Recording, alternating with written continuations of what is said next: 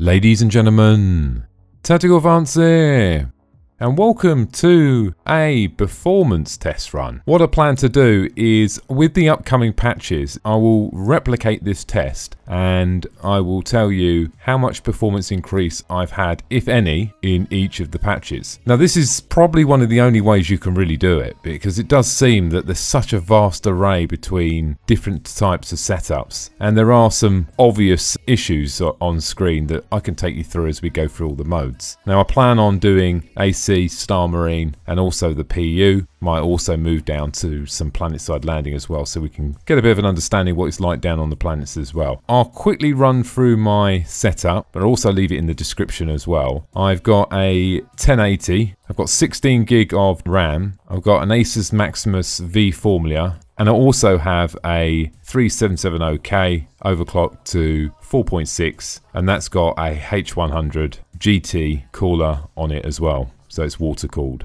I'm running Star Citizen off two 500 gig SSDs in RAID 0, so I'm getting around about 650 megabit per second. I've got the operation system running off a 500 gig SSD as well. I do also have a 4K screen, but today's benchmarking will all be done in 1080p. But like I said, check in the description if you want to have a look at the setup I have. I do have two more SSDs for just storage as well in RAID 0, and that's sort of pretty much fine for me really. I'm using NVIDIA recording for this as well. It was the only one I could actually find that would record the on-screen display, and that's the MSI server statistic display you can see up in the top corner there. So I'll run through from top to bottom, should be pretty quick on what each one of them means. Now you can see the temperature there. Next to that is the percentage that is actually being used. Just below that's the VRAM on the GPU that's being used. Now there's 8 gig available, and you can see there it's what it's currently using. Now next up you can see there that we've got all of our CPU cores. Just below that the RAM usage. Just below that one you can see the FPS counter there. So starting off with Arena Commander. Arena Commander out of all of them seems to work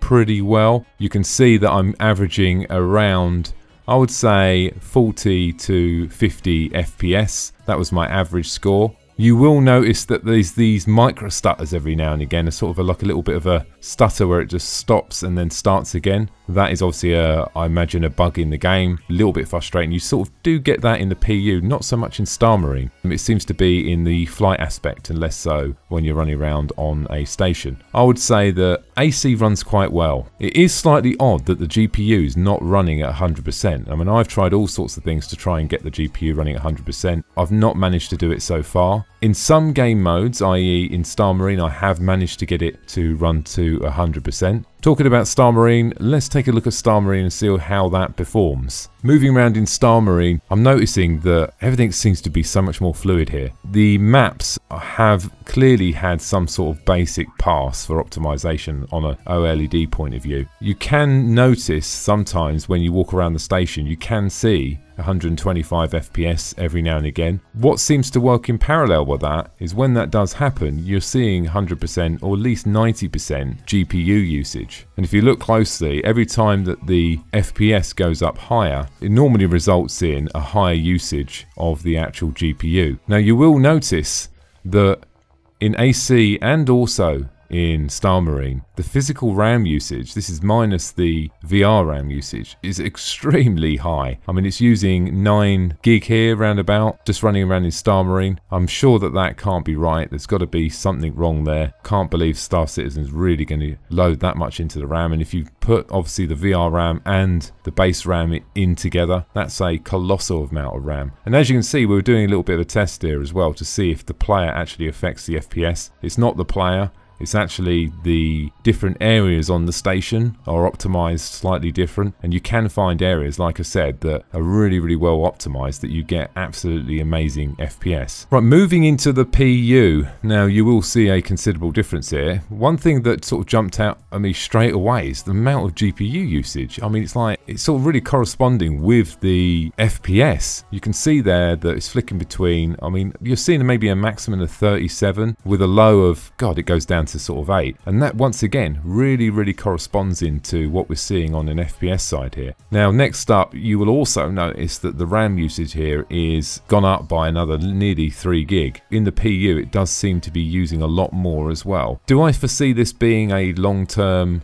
common thing for the PU? Absolutely not. I'm expecting that RAM to go miles down than that. That's way too high. Now obviously if you've got a PC with 4 or 8 gig, it's just going to chew that up undoubtedly, which could lead into some issues in game in the performance. Now as well as it running at 21 FPS or 20 FPS around that, when you're actually flying along on a planet, you will notice that it's using around about 38% of the GPU, and the GPU temperature is extremely low at 46 or 45 degrees. I've seen anywhere between 75 and some case nearly close to 80 in some games in 4K, cranking the FPS right up, but we're definitely seeing here something that it's just not utilizing the actual GPU. Now on the core side, and this seems to be a trend across all the game modes, if you look at Core 3 on the CPU, and this sort of follows suit across all the game modes, that's the one that seems to be getting hit the most, and that's running around about anywhere between, let's say, 60 and 75%. What we're seeing with the other ones, all the other cores, they're pretty much running much lower, anywhere between sort of 45 going up to sort of around about 55. So there's some sort of spread work that needs to be done there. Have no idea how they're going to do that. It's just clearly a observation here. So the conclusion for me is that AC runs pretty well. There's a pretty good FPS there. There are some spikes every now and again that present themselves that can be a little bit frustrating sometimes. But all in all, seeing pretty good FPS, and I can actually crank up the resolution with minimal impact to the FPS as well. In Star Marine, I'm getting anywhere between 45 and 60 FPS. It does jump around a bit, but you can see 120 in some areas. With the PU, I would say the maximum is around about 30 and an average of around about 25 FPS, which is extremely low, but you can see by the GPU usage there's obviously a issue there. So I'm hoping this video helps some people out there. I understand that there's a lot of people out there asking questions about performance, what GPU got, what CPU got. We're all asking each other the same question, and hopefully this summarizes some of the challenges you're going to have no matter what PC you got. If you've got a Titan, doesn't really matter, but even a TI,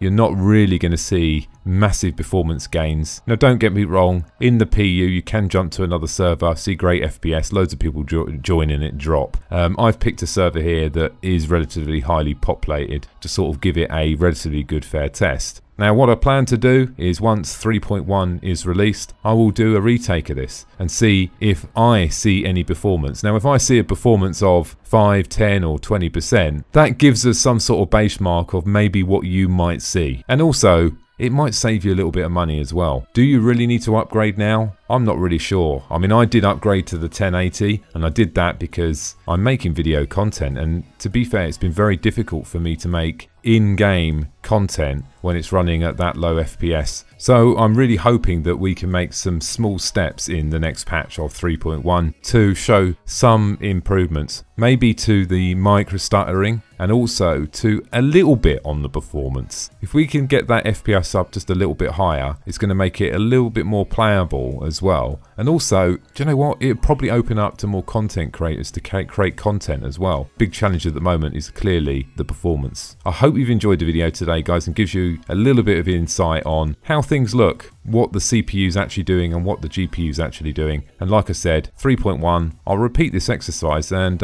I'll give you a heads up on increases that I've had. And finally, the last thing on the agenda, if you're looking to join a Star Citizen organization or even join Star Citizen, there's a couple of links down the bottom there. One of them obviously to the organization, and the second one there, it's a referral link that will give you a little bit of a cash as well if you're thinking about buying into Star Citizen as well. That's it from me. Thanks for listening, and don't forget to subscribe. Bye now.